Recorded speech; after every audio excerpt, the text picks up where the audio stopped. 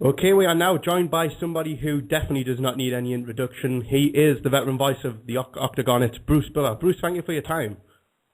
Oh, my pleasure, Ian. Thanks for having me on.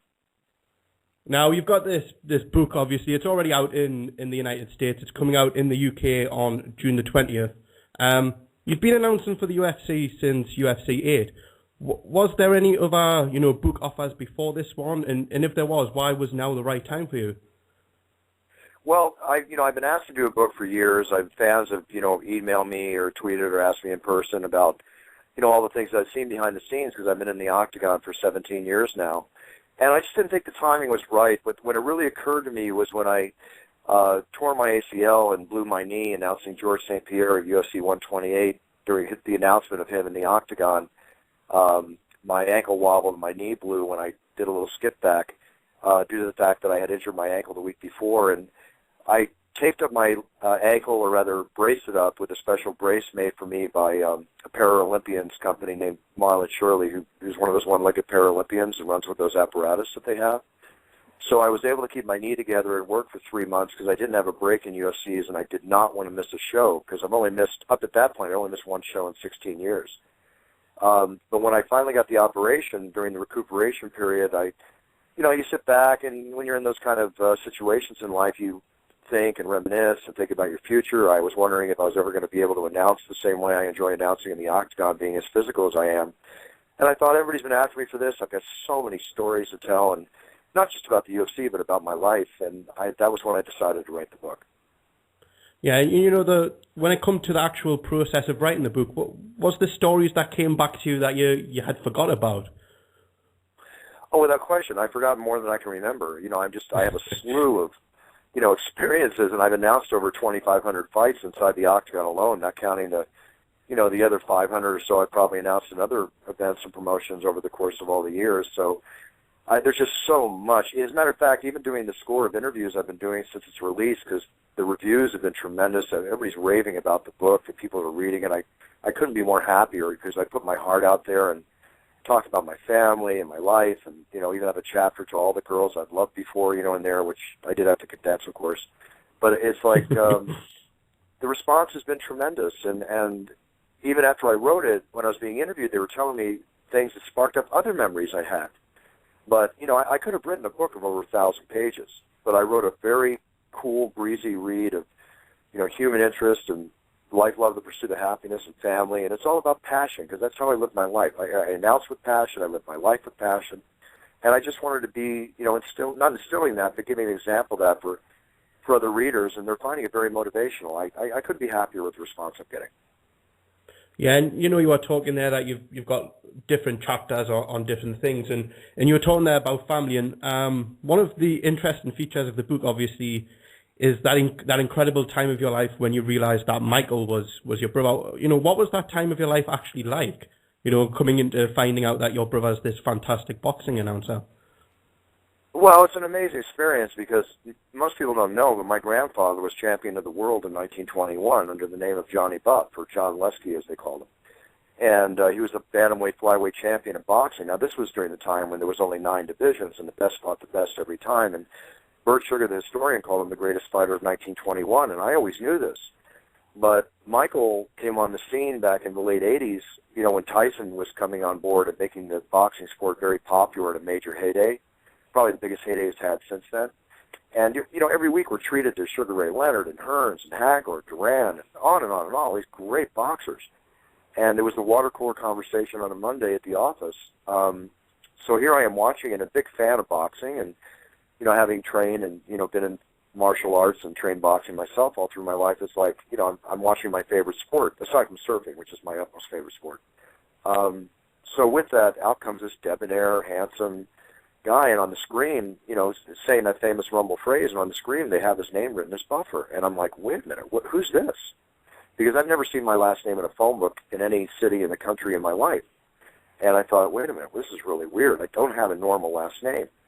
So I started getting butterflies in my stomach, and over the course of a year and a half, I called Don King's offices and tried to find out about this guy, and found out similarities. He grew up near where I grew up in Philadelphia, and on. And then I was driving with my dad, and I told him all that I told you, and And also the people are coming up to me almost on a, a weekly basis, like, is this your brother, that guy that goes, let's get ready to rumble? And I'm like, no, my brother's Brian. And my dad admitted to me that it probably was my brother because he never told me he had been married during the World War II at the age of like 20, and the marriage lasted 9 months, and when he got back from serving overseas, divorce had ensued, one of those kind of stories. But a son had been born. And Michael was raised by foster parents under another name, and he got the name Buffer back when he went in the Army at 20 years old. And had that not happened, we never would have met because it forced me to search him out. My dad contacted him. They got along great. We all got along great. And it was really amazing because I was a huge fan, And now I realize this is my blood brother. So it was 4 years after I met him that I had an epiphany, and I was very successful with 2 companies and living a wonderful life here on the beach in California, blah, all that kind of stuff that goes with it. And I literally sold those 2 companies because I had no passion for what I was doing. I had dried out my passion level. And I had this dream of making him richer and more famous than he would ever dream of, and taking his amazing talents and making him the preeminent sports and entertainment announcer in all areas of sports and entertainment. And I wanted to trademark that phrase, those famous 5 words, properly, and make toys and video games. And that was my whole dream. And I told him that, and he basically was like, well, in so many words, how are you going to do that? I said, trust me, if I'm going to sell 2 businesses and quit with the money I have in the bank, believe in me, I'll make it happen. And everything has gone according to schedule, and it's been a wonderfully historic ride into the sports and entertainment arena. Oh, and I also told him I wanted to be an announcer back then, and we agreed I wouldn't do boxing. So I said, I thought to myself, that's okay, something's going to come along. And, you were talking there briefly about your brother's famous catchphrase, and obviously you've got your own one with "It's Time." Was that catchphrase something that you kind of looked for to kind of separate yourself from other announcers? Because when we think of Michael, obviously we do think of that catchphrase, and you're the same with that. Well, the whole thing I had is that I wanted to create, I told myself, first off, I only wanted to announce in the Octagon. That was my dream. If I wasn't going to get that job, I probably would have never pursued another announcing, because I'm just not one of these announcers, with all respect to them, that's looking for a good seat at a fight, hopefully a decent payday, and get to see one of our favorite sports. I'm not that kind of guy. I wanted to help build the sport. That was my dream. And at the same time, I wanted to develop my own distinct style. A lot of people have copied Michael over the years in different ways, and I see them trying to copy me now too. But I never wanted to copy Michael. I never wanted to be what I always call Frank Sinatra Jr., with all respect. I wanted to stand out there on my own 2 laurels, and therefore I was never phrase-driven. I mean, everybody thinks you got to have a phrase, and I was like, no, it's not what I say, it's how I say it. But organically, It's Time was created because I used to come out at the beginning of the show and go, it's time to begin the Ultimate Fighting Championship. That was the way I started every show. And It's Time to Begin was actually what I thought was like my phrase, but I never thought it was really very marketable. So it basically grew into It's Time during the main event, because the way I look at it, every day I wake up, I only believe I'm as good as my performance today. Everything else to me is a memory, a memorable memory. I'm not one of those ones sitting around, well, remember when I did this and I did that? I'm just not that kind of guy. So I go out to prove it every day. So to me, It's Time is the preeminent way to start my day. And when I do that main event, think about this. As fans, we're sitting there for 5 hours or so watching, waiting for the main event, all these great fights that have taken place. The fighters that walk in for the main event have trained for 6, 8, 10 weeks. They're putting their blood, sweat, and tears on the line at this preeminent moment in their lives. The audience at hand is watching. Dana White's watching. Everybody's watching. The world's watching. It's time. This is it. It's time to get this done. There's no more time than right now. It's time.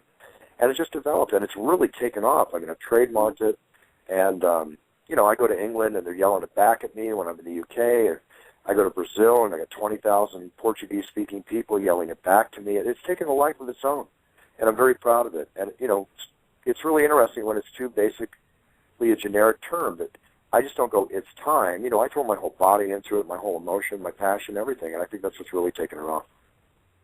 Yeah, and you were just saying there, you come to England, you have all the fans shouting in Brazil. I always was wondering, and obviously this is the best chance I'm probably going to get to ask you this, can you kind of tell when you're in these other countries the kind of audience that you're going to have? Because when I'm watching as a fan back home in Brazil, I can tell that it's a Brazilian audience and not a British audience. Can you tell the difference as an announcer? Oh, yeah. No, I can definitely tell. One thing about the UK is that whether it's the O2 Arena or, the Manchester Arena, whatever the case might be. If there's 12,000, UK fans or, 15,000, 20,000, you can guarantee that there's 15,000 fans are going to sound like 50,000 fans. The UK really gets behind the UFC, and it's just a very endearing thing to perform for all the great fans in the UK. I love coming over to England.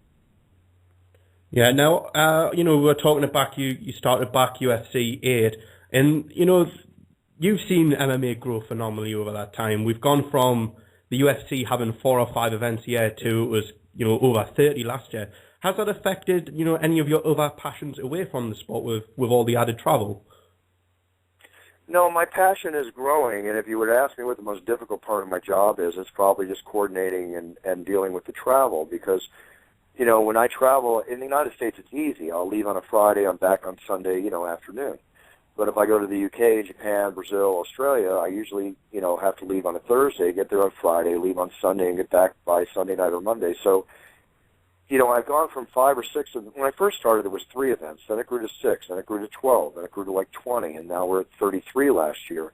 So when you figure it, aside from all my other appearances and everything else I do, I'm on the road 30, plus weeks a year, away from my home 3 or 4 days a week. So there is a sacrifice there. Don't cry for me. I live a wonderful James Bond-style lifestyle without having to kill anybody traveling the world. But, I'm also giving up that time at home with my loved ones and time I need for my other business endeavors. And, of course, girlfriend, loving relationships can suffer too as a result. So, there is a sacrifice. It's a trade-off, but I wouldn't have it any other way. I mean, I live a wonderful life. I kiss the ground every day I walk up, and I'm humbled by my ability to be the voice of the Octagon and experience and be in the the Octagon with these great warriors and see all these great battles and grow and experience the historical advancement of the sport. So it's a wonderful trade-off, and I'm not complaining one bit. Yeah, and you're still keen on your poker, Bruce? Say that again, please. I said, are you still keen on your poker? Oh my gosh, yeah. I mean, I'm as a matter of fact, I'm leaving tomorrow. The very first day of the World Series of Poker is happening, and I'm going to play the very first event tomorrow afternoon, which is a 8-man tournament. All the top pros are going to be there, from Phil Hellmuth to Negreanu, all the best in the world. And we're all going to pay $5,000 to enter and go for it. First prize will probably be $1 million to $2 million, so it's a 4-day event, and I happen to have this time free, and I need to get over there and start doing battle on the Greenfield Battlefield of Champions. Yeah, and I'm a big fan of your radio show that you've got on Sherdog. And one of the interesting things that I took from that is that you're a keen collector of war memorabilia. How did that get started? Well, my father served in World War II and also served in Korea, and he's a big historian when it comes to collectibles, and especially for World War II and before. Being that's the case, I grew up with history being taught to me and the collectibles and all the other kind of stuff, and I basically started shooting and handling weapons when I was 6 years old. I don't hunt. As I got quoted in the Fighters Only article recently, I'm just not one that wants to pick up a rifle and shoot Bambi, Yeah. But I could shoot a man coming through my window to harm my family in a heartbeat, without question. But as far as the collectible avenue, the investment value of these collectibles from World War II and before, it's tremendous, and it's a huge field of collecting. And I used to put on collectible gun shows. I go into this in the book. As a family, we actually made money as a family, buying and trading and selling collectibles. And growing up with my dad teaching me, it became an art that I learned, and I transferred that also into vintage movie memorabilia. I have great posters from the 50s and the 40s, onward to the fact that I also collect sports memorabilia too, including UFC memorabilia from the early days.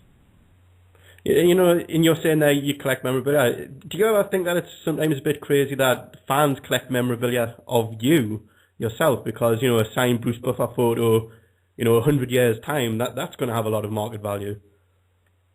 Well, I mean, I would love to think so, and it's an honor that they're doing it. I never thought when I started out in this business that anybody would be buying a T-shirt with my name on it, much less a figurine or all that's gone with it. I mean, I certainly would have, dreamed of it happening. But it's just an honor, to see that. I mean, I get tons of requests for autographs, and now with my book coming out, everybody wants an autograph on that. It's been selling like hotcakes, which I'm very excited to say. I can't wait for it to be released in the UK. A lot of fans are just fighting at the bit for it to come out. You can get it, by the way, now at Amazon.com. They'll ship it to you just the day it's released, so you'll have it. But there's things where you just have to accept the fact that it's an honor. It's not about the money. It's not about the paycheck. And trust me, I'll be the first one to be to the bank and cash my paycheck. But the bottom line is, the whole historical, honorable experience I have is very humbling to me. Like I talk about in the book, I don't feel like I'm better than anybody else. I feel we're all created equal.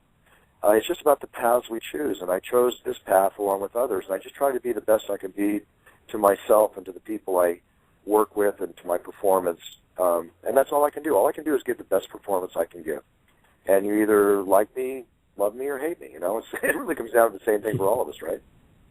Yeah, but I can say I don't think anybody hates you. I think you've got a fantastic, iconic standing in the sport, especially as being so iconic of a voice around the Octagon. Taking it back to the anytime. Taking it back to the MMA world, some questions that a few of my listeners were keen for me to ask you was, do you ever, you get the judges' scorecards to come out and read, and obviously you watch the fights. Has there ever been where you've read the scorecard and you thought, wow, they've got this wrong, but obviously you have to remain professional and read it out? Oh, more times than I can count. Absolutely. Like Dana says, no put it in the hands of the judges. I mean, I've got what I call Scooby-Doo eyes more than once, when I look at the cards, but I'm the messenger. Don't kill the messenger. I have to go in and maintain my composure and do what I do. It's not my decision, it's their decision. Yeah, and another one was, have you ever had any difficulty in pronouncing somebody's name? Because we're now seeing a lot of these Russian fighters come over. We had one on the card at UFC 160, Khabib Nurmagomedov, and even I struggle to say it. So do you have to sit and go through how to say that name before you go announcing? Well, I never rehearse, but the longer the name, the more difficult the name, the more syllables, the more fun it is for me to say it. And it's very simple. When I have to do that, I just write it down phonetically, and then I'll say it to myself a couple times, and I'm done.